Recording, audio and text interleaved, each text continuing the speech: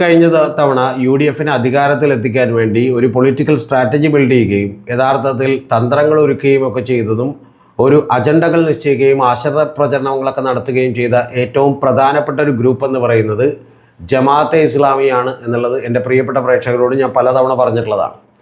പ്രത്യേകിച്ചും അവർക്ക് ഉള്ളത് ഒരു 0.34% വോട്ടുകൾ മാത്രമാണ് കേരളത്തിൽ എന്നൊക്കെ നമുക്ക് പറയാമെങ്കിൽ പോലും പ്രത്യേകിച്ചും ഒരു മുസ്ലിം ന്യൂനപക്ഷങ്ങളെയൊക്കെ തന്നെ സ്വാധീനിക്കുന്നതിൽ അവരുടെ ചാനലുകൾക്കും അവരുടെ പത്രത്തിനുമൊക്കെ വലിയ സ്വാധീനമുണ്ട് എന്നുള്ളത്, അല്ലെങ്കിൽ വലിയ പ്രാമുഖ്യമുണ്ട് എന്നുള്ളത് നിങ്ങളാരും മറന്നു കളയരുത്. അതിൽ മാധ്യമം, പത്രം അതുപോലെ തന്നെ നിലനിൽക്കുന്നതാണ്. പക്ഷെ അതിനേക്കാൾ വലിയ സ്വാധീനം ചെലുത്തുന്നത് മീഡിയ വൺ എന്ന് പറയുന്ന ചാനലാണ്. അപ്പോൾ ആ മീഡിയ വണ്ണിൻ്റെ തന്നെ പ്രമോദ് രാമൻ അടക്കമുള്ള ആളുകൾ ഒരു പ്രമോ, അതായത് ഈ ഇലക്ഷൻ കൗണ്ടിങ് ഡേയിൽ തന്നെ അദ്ദേഹം ഒരു പ്രമോ എടുത്തപ്പോൾ അറിയാതെ അവർ തന്നെ സത്യം പറഞ്ഞു വരുന്നു. അവർ പറഞ്ഞിരുന്നത് നമ്മളാണ് അജണ്ട തീരുമാനിച്ചെങ്കിൽ റിസൾട്ട് കാണാൻ നമ്മുടെ അടുത്ത് തന്നെ ആളുകൾ വരും എന്ന് പറഞ്ഞുകൊണ്ടാണ്. അതായത് ആദ്യമേ തന്നെ അജിംസിൻ എന്ന് പറയുന്നത് നമുക്ക് ബോട്ടിറക്കാം എന്നൊക്കെ ഉള്ളതാണ്. എന്ന് പറഞ്ഞാൽ വ്യാജമായിട്ടുള്ള പ്രൊഫൈലുകളിൽ നിന്ന് യൂട്യൂബിൽ ഉള്ള ആളുകളുടെ നമ്പർ, കാണുന്ന ആളുകളുടെ ലൈവായി കാണുന്നവരുടെ നമ്പർ കൂട്ടാം. അത് റിപ്പോർട്ടറിനെ ഉദ്ദേശിച്ചിട്ടാണ്. അവർ അങ്ങനെ ബോട്ടൊക്കെ ഇറക്കി വലിയ നമ്പർ കൂട്ടുന്നവരാണ് എന്ന് പറയുന്ന ഒരു ആരോപണം അവർക്കെതിരെയുണ്ട്. അപ്പോൾ അവർക്കെതിരെ കളിയാക്കിക്കൊണ്ടാണ്. രണ്ടാമത്തേത് അവർ പറഞ്ഞത് നമുക്ക് 3-4 പേർക്ക് നിരന്ന് നിന്നിട്ട് എന്ത് ചെയ്യാം, നമുക്ക് ആർപ്പോ വിളിക്കാം, ആർത്ത് വിളിക്കാം, എന്നിട്ട് എന്ത് ചെയ്യാം, ലേലം വിളി പോലെ അവതരിപ്പിക്കാമെന്നൊക്കെ ഉള്ളതാണ്. അപ്പോൾ അതൊന്നും വേണ്ട, ജനങ്ങൾക്ക് റിസൾട്ട് അറിഞ്ഞാൽ പോലെ ആ റിസൾട്ട് വളരെ സത്യസന്ധമായും കൃത്യമായും കൊടുത്താൽ മതി എന്നുള്ളത് പ്രമോദ് രാമൻ പറയുന്നതിലൂടെയാണ് ആ പ്രമോ അവസാനിക്കുന്നത്.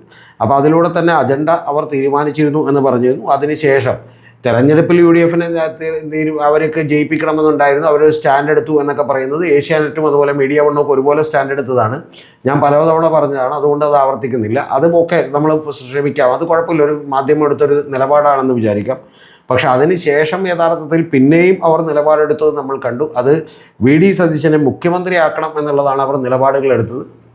ആ VD സതീശനെ മുഖ്യമന്ത്രിയാക്കാൻ വേണ്ടി നിലപാടെടുത്തപ്പോൾ ഞാൻ പറഞ്ഞിരുന്നു, VD സതീശൻ ഇവരുടെയൊക്കെ താല്പര്യമുള്ള, മുസ്ലിം ലീഗിന് മാത്രം താല്പര്യമുള്ള ഒരു മുഖ്യമന്ത്രിയാണ് എന്ന് പറഞ്ഞു വരുന്നതിൽ അപകടം എന്താണെന്ന് അദ്ദേഹം തന്നെ തിരിച്ചറിയണം എന്നുള്ളത് ഞാൻ പറഞ്ഞിരുന്നു. പക്ഷേ എങ്കിലും ഇവർ അത് തുടർന്നു എന്നുള്ളത് മാത്രമല്ല, ഇവർ ഈ VD സതീശനെതിരെ നിന്നിട്ടുള്ള പ്രബലനായിട്ടുള്ള KC വേണുഗോപാലിനൊക്കെ തന്നെ ചീത്ത പറഞ്ഞുകൊണ്ട് വിജയം റാഞ്ചിയെടുക്കരുത് എന്നൊക്കെ പറഞ്ഞുകൊണ്ട് വിജയം തട്ടിപ്പറിക്കരുത് എന്നും നിങ്ങൾക്ക് ഇതിൻ്റെ പുറത്തൊരു അവകാശമില്ലെന്നും നിങ്ങളൊരു മുസ്ലിം വിരുദ്ധനാണെന്നും ഒക്കെയുള്ള ഇൻഡയറക്റ്റ്ലി അർത്ഥം വരുന്ന നിരവധി പ്രചരണങ്ങൾ ഇവർ അഴിച്ചുവിട്ടു എന്നുള്ളത് നമുക്കെല്ലാം അറിയാം.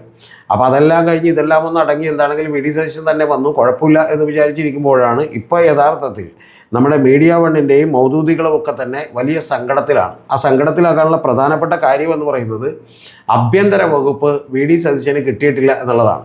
സത്യത്തിൽ VD സതീശൻ പോലും വിചാരിച്ചില്ല ആഭ്യന്തര വകുപ്പ് കയ്യിൽ നിന്ന് പോകുമെന്ന്. കാരണം അദ്ദേഹം രമേശ് ചെന്നിത്തലയെ കണ്ട് മന്ത്രിസഭയിലേക്ക് വരണമെന്ന് പറയുമ്പോൾ VD സതീശൻ്റെ കീഴിൽ മന്ത്രിയായിട്ടിരിക്കാൻ അദ്ദേഹത്തിന് ബുദ്ധിമുട്ടായിരിക്കും, അദ്ദേഹം വേണ്ടെന്ന് പറയും എന്നുള്ളതാണ് VD സതീശനൊക്കെ തന്നെ വിചാരിച്ചിരുന്നത്. പക്ഷേ VD സതീശൻ അറിയാത്തൊരു കാര്യം, അദ്ദേഹത്തെ കുറച്ചും കൂടി സമ്മർദ്ദം ചെലുത്താനും കുറഞ്ഞ് കൺവിൻസ് ചെയ്യാനും ഒക്കെ തന്നെ KC വേണുഗോപാൽ തയ്യാറായിരുന്നു.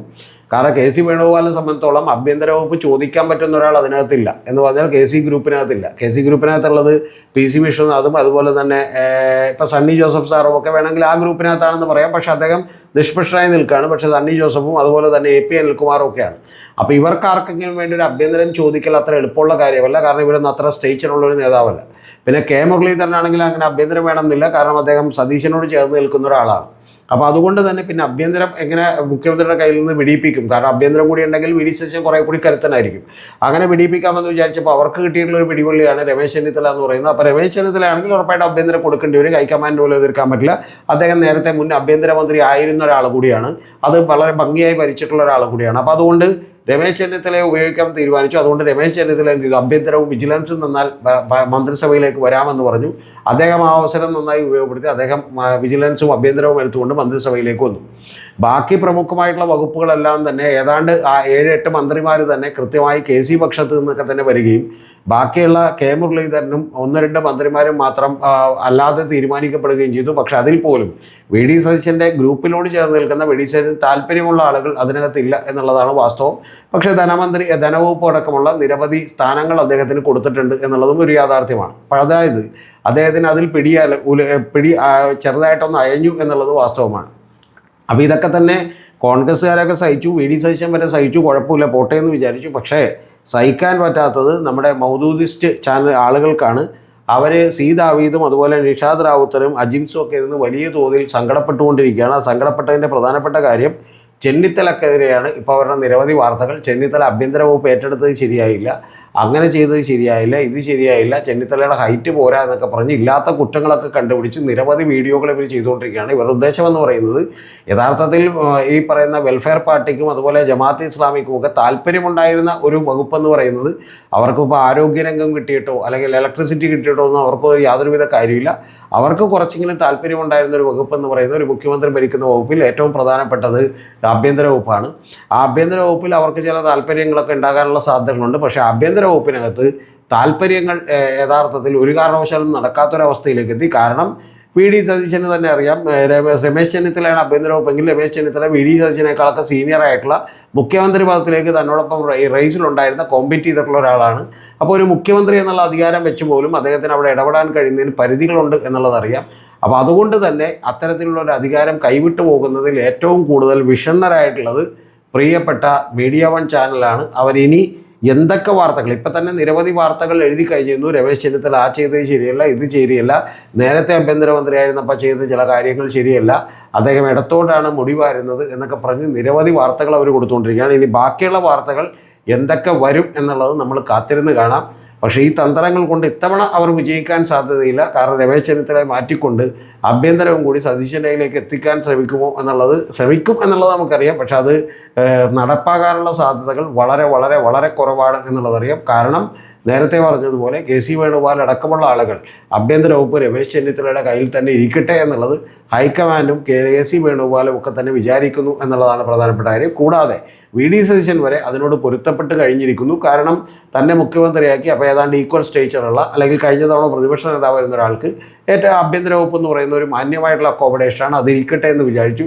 പക്ഷേ എങ്കിൽ പോലും സതീശനെ പോലും ഇവർ വെറുതെ വിടും എന്ന് ഞാൻ വിചാരിക്കുന്നില്ല. സതീശനോട് പോലും യഥാർത്ഥത്തിൽ ഇൻഡയറക്റ്റായി പറഞ്ഞു കൊടുത്തുകൊണ്ട് ഇതൊരു പ്രശ്നമാണ് എന്ന് പറഞ്ഞ് ആഭ്യന്തരം എങ്ങനെയെങ്കിലും തങ്ങൾക്ക് ഇഷ്ടപ്പെട്ട ആളുകളുടെ കയ്യിലേക്ക് എത്തിക്കാനുള്ള ശ്രമം മീഡിയ വൺ തുടരട്ടെ. എല്ലാവിധ ആശംസകളും. യഥാർത്ഥത്തിൽ ഇനി അടുത്ത എപ്പോഴെങ്കിലും പ്രമോയിൽ വകുപ്പുകൾ തീരുമാനിച്ചത് ഞങ്ങളാണ് എന്നുകൂടി പറയാനുള്ള ഒരു സൗകര്യം അവർക്കുണ്ടാവട്ടെ എന്നുള്ളത് ഞാൻ വളരെ ഹൃദയത്തിൻ്റെ അടിത്തട്ടിൽ നിന്നും ആശംസിക്കുന്നു. ശ്രമം തുടരുക. ടോപ്പിക്ക് കഴിഞ്ഞു. നമ്മൾ മറ്റൊരു പ്രധാനപ്പെട്ട കാര്യം കൂടി എൻ്റെ പ്രിയപ്പെട്ട പ്രേക്ഷകരോട് പറയുകയാണ്. അത് നമ്മളുടെ ഒരു പുതിയ പോഡ്കാസ്റ്റ് ചാനൽ 2-3 ദിവസം വൈകി, ശരിക്കും സത്യപ്രതിജ്ഞയ്ക്ക് മുമ്പ് നമ്മളത് അപ്പ് ചെയ്യണം എന്ന് വിചാരിച്ചതാണ്. അപ്പോൾ ആ ചാനൽ ഇപ്പോൾ തന്നെ നിലവിലുണ്ട്. BCC വിത്ത് രതീഷ് ചക്രവാണി എന്നുള്ളതാണ്. ബിയോണ്ട് കോമൺ കോൺഷ്യസ്നസ് എന്നുള്ളതാണ്. എന്ന് പറഞ്ഞാൽ ഒരു പൊതുബോധങ്ങൾക്കും അപ്പുറം എന്നുള്ളതാണ് നമുക്ക് പറയാനുള്ളത്. ഈ സാധാരണ നമ്മുടെ നാട്ടിൽ എല്ലാ ചാനലുകളും സോഷ്യൽ മീഡിയയൊക്കെ കൂടി നടത്തിക്കൊണ്ടിരിക്കുന്ന അവർക്ക് ഇഷ്ടപ്പെട്ട അജണ്ടകൾ വെച്ചിട്ടുള്ള ഒരു പൊതുബോധ നിർമ്മിതികൾക്കുണ്ട്. ആ പൊതുബോധത്തിൻ്റെ നിർമ്മിതികൾക്കും അപ്പുറമുള്ള ചില കാര്യങ്ങൾ എനിക്ക് നിങ്ങളോട് പറയാനുണ്ട് എന്നുള്ളത് കൊണ്ടാണ് ഇന്നോ നാളെയോ തന്നെ നമ്മുടെ ഒരു 1.25 മണിക്കൂർ വരുന്ന ആ എപ്പിസോഡ് അപ്ലോഡ് ചെയ്യും. തീർച്ചയായും എല്ലാവരും തന്നെ കാണണം. നിങ്ങളുടെ വലിയ സപ്പോർട്ട് നമുക്ക് ആവശ്യമുണ്ട് എന്നുള്ളത് പറഞ്ഞോട്ടെ. ചാനലിൻ്റെ പേരൊരിക്കൽ കൂടി പറയുന്നു, BCC വിത്ത് രതീഷ് ചക്രവാണി എന്നുള്ളതാണ്. അപ്പോൾ അത് കൂടാതെയുള്ള പ്രധാനപ്പെട്ടൊരു കാര്യം, ഈ ചാനലിൽ ആ പോഡ്കാസ്റ്റുകളൊക്കെ നിരന്തരമായി ചെയ്യണമെന്നുണ്ടെങ്കിൽ വലിയ പണം ആവശ്യമുണ്ട്. പലപ്പോഴും നമ്മൾ വലിയ സ്റ്റുഡിയോകളൊക്കെ തന്നെ റെൻ്റ് ഔട്ട് ചെയ്യുകയും അത് എഡിറ്റ് ചെയ്യാനൊക്കെ തന്നെ അത്രയും നല്ല ആളുകളെ ഏൽപ്പിക്കുകയും ഒക്കെ വേണം. കൂടാതെ അതിലുള്ള മറ്റു കാര്യങ്ങൾക്കൊക്കെ തന്നെ നിരവധി പണച്ചെലവുകളുണ്ട്. അപ്പോൾ അതുകൊണ്ട് തന്നെ നമ്മളെ സപ്പോർട്ട് ചെയ്യാൻ താല്പര്യമുള്ളവർക്ക് വേണ്ടി നമ്മളൊരു മെമ്പർഷിപ്പ് സ്കീം ഇതിനകത്ത് കൊടുത്തിട്ടുണ്ട്. അതിൽ ലെവൽ 1, ലെവൽ 2, ലെവൽ 3, ലെവൽ 4 എന്ന് പറയുന്ന പല മെമ്പർഷിപ്പുകളുണ്ട്. അതിൽ നിങ്ങൾക്ക് കഴിയാവുന്ന എടുത്തുകൊണ്ട് നമ്മളെ സപ്പോർട്ട് ചെയ്യാം. നമ്മുടെ ചാനൽ നിലനിൽക്കണമെന്നും തുടരണമെന്നും ഒക്കെ ആഗ്രഹമുണ്ടെങ്കിൽ മാത്രം. അതല്ലാതെയും നമ്മളെ സപ്പോർട്ട് ചെയ്യാൻ ആഗ്രഹമുള്ളവർക്ക് വേണ്ടി നമ്മളുടെ അക്കൗണ്ട് നമ്പറും ഗൂഗിൾ പേ നമ്പറും കൂടി കൊടുത്തിട്ടുണ്ട്. ഇനി ഇതൊന്നും ചെയ്തതുകൊണ്ട് നിങ്ങൾക്ക് ഏതെങ്കിലും തരത്തിലുള്ള ബെനിഫിറ്റുകളൊന്നും ഉണ്ടാവില്ല. പ്രത്യേകമായി നിങ്ങൾക്കുള്ള വീഡിയോകളോ എടുക്കുന്ന മെമ്പേഴ്സിന് വേണ്ടിയിട്ടുള്ള വീഡിയോകളൊന്നും ഉണ്ടാവില്ല.